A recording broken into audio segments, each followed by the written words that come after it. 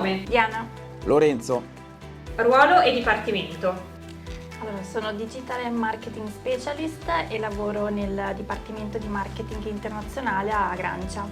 Io sono responsabile del laboratorio di tecnica farmaceutica di Manno. Da quanto tempo lavori in IPSA?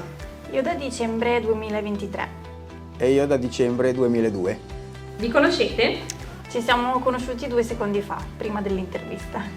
Confermo.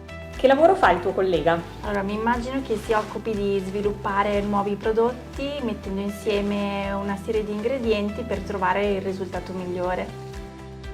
La mia collega, lavorando nel dipartimento del marketing, ritengo che passi la sua giornata a valutare statistiche di mercato e probabilmente anche avrà l'opportunità di incontrare dei medici o altri che daranno delle indicazioni su come poi sviluppare un prodotto. Ha detto bene? Sì, abbastanza, ha soltanto messo la parte di cui mi occupo, quindi più digital, quindi strumenti digitali per comunicare all'esterno. Sì, ha detto principalmente le cose corrette, il panorama però va da zero, cioè mettere insieme gli ingredienti per arrivare fino ai primi lotti di produzione e a quelli che andranno negli studi clinici.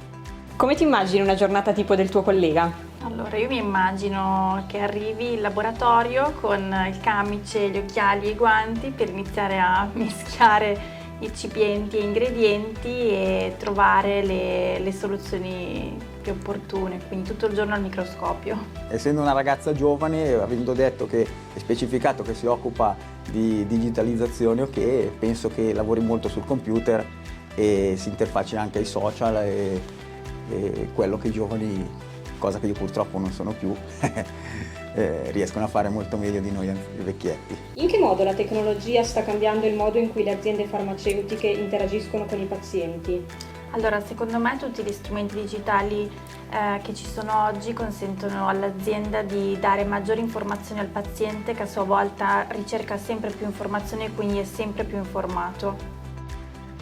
Sono d'accordo, anche perché a seguito degli anni bui della pandemia i pazienti sono più consapevoli, per la maggior parte di loro quantomeno lo sono, sul valore che deve avere il farmaco per la salute loro e dei propri figli, per esempio.